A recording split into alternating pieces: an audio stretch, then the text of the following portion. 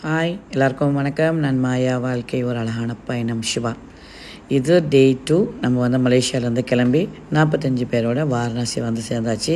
இது Varanasi airport. So வாழ்க்கை ஒரு அழகான பயணம் சிவா.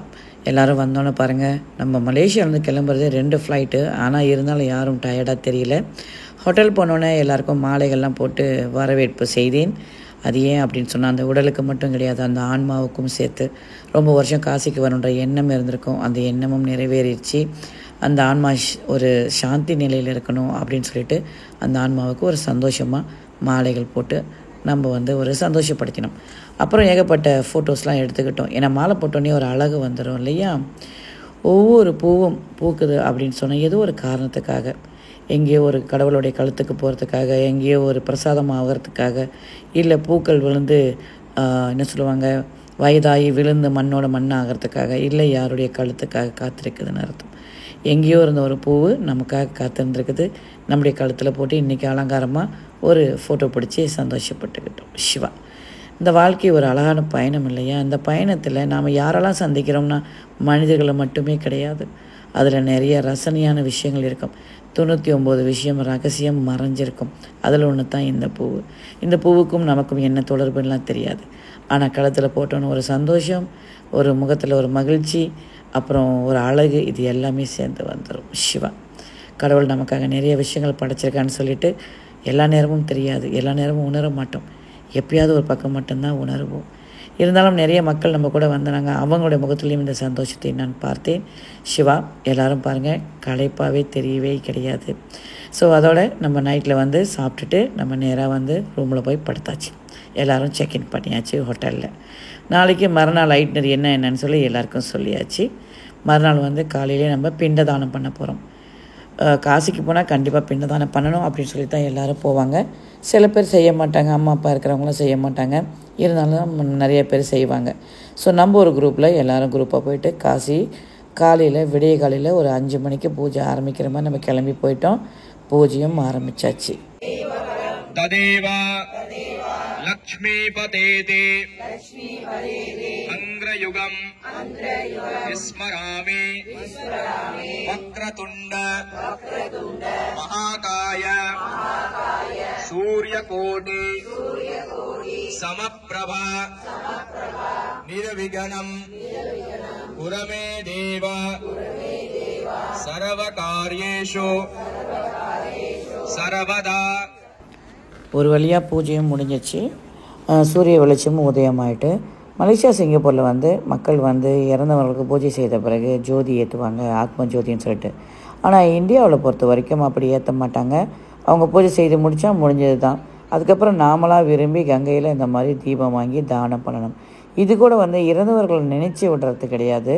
சூரிய நமஸ்காரம் பண்ணி கங்கா தேவிக்கு நன்றி சொல்லி, நம்மளுடைய பாவங்களை கழிக்கிறாள் இல்லையா, அவளுக்கு ஒரு நன்றி சொல்லி ஒரு ஜோதி ஏற்றி ஒரு பிரார்த்தனை சிவா. ஸோ நம்ம கூட வந்தவங்க எல்லாருமே நம்ம செய்ய சொல்லியிருந்தேன். எல்லாருமே செய்தாங்க. முடிஞ்ச வரைக்கும் நான் வந்து அவங்களுக்காக ஒரு ஃபோட்டோ வீடியோஸ்லாம் எடுத்து வச்சுருந்தேன். ஏன்னா இன்னொரு நாளைக்கு ஒரு ஞாபகத்தில் இருக்கணும் இல்லையா? சிவா. ஸோ இங்கே வந்துட்டு இந்த பூ வந்துட்டு 20 ரூபா தான். ஆனால் ஜோதி ஏற்றி அங்கே சூரிய நமஸ்காரம் பண்ணி நிற்கும் போது, இறைவன் பரமாத்மா, நாம் ஜீவாத்மா, இறைவன் பெரிய ஜோதி, நாம் ஒரு சின்ன ஜோதி. அந்த ஜோதியை இந்த கங்கையிலேருந்து இன்றைக்கி ஏற்றுறதுக்கு வாய்ப்பு கிடச்சிச்சு இறைவான்னு சொல்லி நினைக்கும் போது ரொம்பவே சந்தோஷம் சிவா. நீங்கள் இப்போ பார்த்துக்கிட்டு இருக்கிற இந்த கோயில் வந்து சங்கர் மோச்சன். நம்ம வந்து பிரேக்ஃபாஸ்ட்லாம் எடுத்துகிட்டு திருப்பி வந்துட்டு கொஞ்சம் கோயிலை லோக்கல்லே நம்ம கவர் பண்ணணும். காசிக்குள்ளே லோக்கலில் கவர் பண்ணுறதுனா கண்டிப்பாக ஆட்டோவில் தான் போகணும், வேறு வழியே கிடையாது. ஸோ இங்கே வந்து சங்கர் மோச்சன், அப்புறம் துளசி மானஸ் டெம்பிள், அப்புறம் வந்துட்டு துர்கா டெம்பிள், இப்படி கொஞ்சம் டெம்பிள்ஸ்லாம் வந்து ஈவினிங்கில் நம்ம கவர் பண்ணணும். ஸோ எல்லா இடமும் வந்துட்டு கொஞ்சம் வெயில் ஜாஸ்தியாக தான் இருந்துச்சு, நடந்து தான் போகணும். ஆனால் ஆட்டோலேயே கொஞ்சம் நடந்து போயிருந்ததுனால கொஞ்சம் ஈஸியாக இருந்துச்சு. சில இடத்துல வந்து வீடியோ எடுக்க வாய்ப்பு கிடச்சிச்சு, சில இடத்துல ஃபோட்டோ எடுக்க வாய்ப்பு கிடச்சிச்சு. அதுக்கப்புறம் வந்துட்டு காசியில் வந்துட்டு மணி மந்திர்னு ஒரு கோயில் இருக்குது. அந்த கோயில் வந்து நிறைய பேர் போக மாட்டாங்க. ஆக்சுவலி அது வந்து உண்மையிலே என்ன, ராமரோட கோயில். அங்கே வந்து நிறைய லிங்கங்கள்லாம் வைக்கப்பட்டிருக்கு. அதாவது நர்மதா நதியிலிருந்து கொண்டு வரப்பட்ட லிங்கம் 151 லிங்கம் வைக்கப்பட்டிருக்குது. அதுக்கப்புறம் வந்துட்டு 12 ஜோதிர்லிங்கம் கிறிஸ்டல்ஸ்லேயே வச்சுருக்காங்க. பார்க்க ரொம்பவே அமைதியாக இருக்கும், உட்காந்து தியானம் பண்ணுற மாதிரி இருக்கும். என்ன ஒன்றுனா உள்ளே போனோன்னே கொஞ்சம் என்ன சொல்லுவாங்க, இது வந்து பொதுவான ஒரு கோயில், இது வந்து கவர்மெண்ட் கோயில் கிடையாது, அதனால் அவங்க வச்சது தான் சட்டம் அப்படின்ற மாதிரியும் இருக்கும். ஸோ நம்மளும் மக்கள் வந்திருக்காங்க, நான் பார்த்த விஷயம், இந்த காசியில் நான் பார்த்த விஷயம் எதுவோ அதையும் அவங்களுக்கெல்லாம் காட்டணும்னு நான் ரொம்ப ஆசைப்படுவேன். அதனால தான் நம்மளோட டூர் வந்துட்டு கொஞ்சம் என்ன சொல்லுவாங்க, கொஞ்சம் கலப்பாக இருக்கிற மாதிரி இருக்கும். ஏன்னா நான் பார்த்த விஷயங்களை அவங்களுக்கும் காட்டணும் அந்த 6 நாள் 10 நாளுக்குள்ளே. அதனால தான்.